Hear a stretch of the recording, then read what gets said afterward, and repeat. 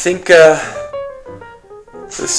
these boxes right here, and that bag right there. That's all our stuff for Christmas stuff. So here we go.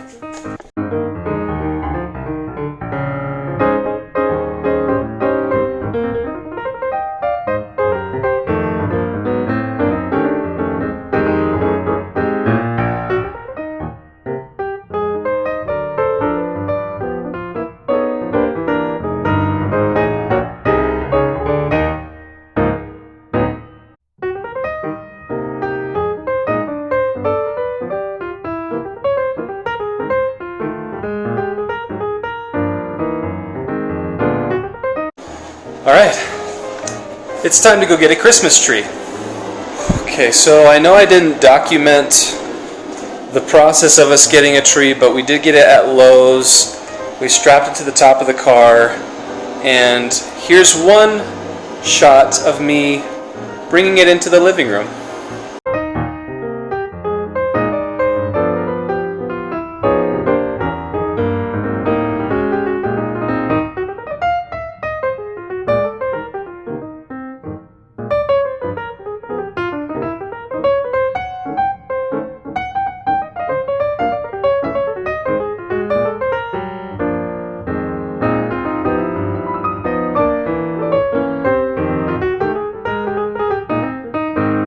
Hello, and welcome to day 18 of the J137 vlog. Today we look at Genesis chapter 22 through 24.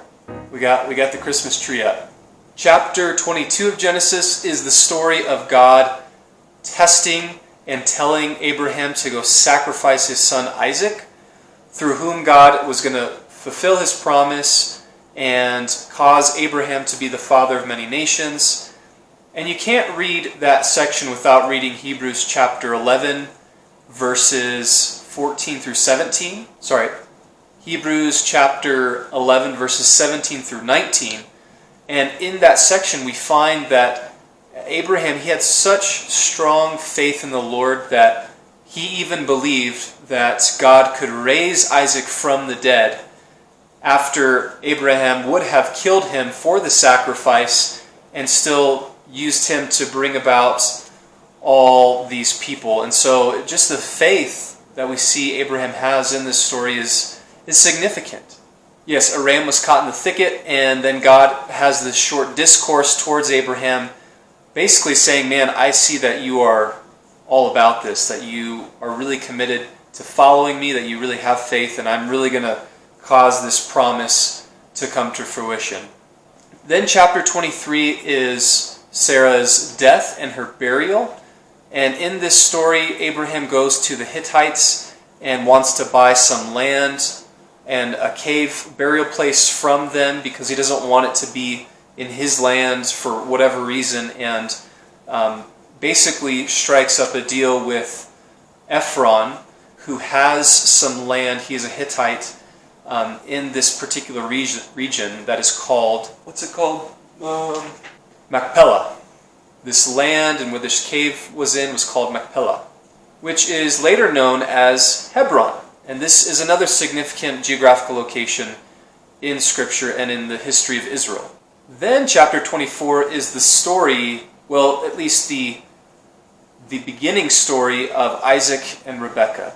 Abraham had called his oldest servant to basically make this vow that he would go to his old land and find a wife for Isaac in that land, and held him to this oath. And so the servant then goes, and he has a very specific, he requests very specifically from God as to who this woman might be that will be a wife for Isaac.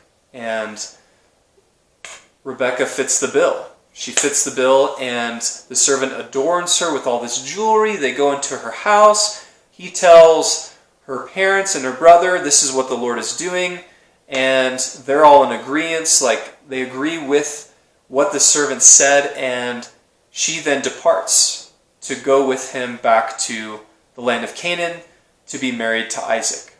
So what was really significant to me about this section was in chapter 22, and this is commonly known by a lot of people, but it just struck me in a very, it reminded me of what real worship is. In Genesis chapter 22, verse 5, we see the word, at least in the English language, worship used for the first time in Scripture. What's important to note is the Hebrew word for that word is actually used 2 other times before this chapter. The first time is in Genesis chapter 18, verse 2, where Abram at the time bows down to the Lord and the angels when they came to visit him. The second time is in Genesis chapter 19, verse 1, where the 2 angels that were coming to Sodom to destroy it, they came to Lot, and Lot bowed down to them. He revered them, respected them. It's just so interesting that Abraham saw this test from God and this sacrificing of his son as worship to God.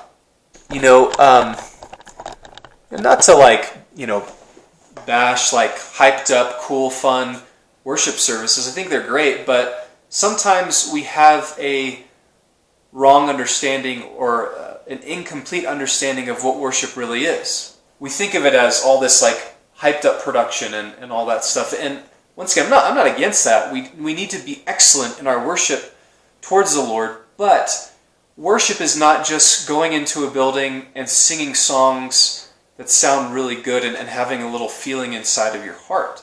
Worship is a lifestyle, and it is a lifestyle marked by sacrifice. It's marked by stepping out in faith. It's often marked by doing the things that we don't want to do, but we're doing them because we love Jesus.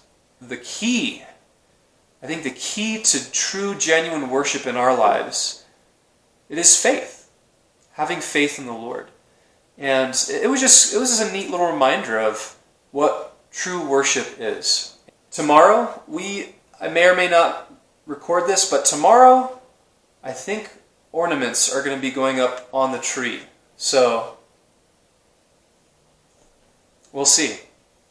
So as I was filming earlier, my wife Monet was hearing me film, and she heard some things that made it potentially sound like I could, be endorsing the worship of angels, which I want to clarify, that's not what I was trying to say if that came across, but I want to clarify that I'm not endorsing any type of worship of angels or anything like that, but in those 2 instances, the angels were revered in some way, but the only one we worship is God. So thanks to my wife for keeping me on track with that stuff, and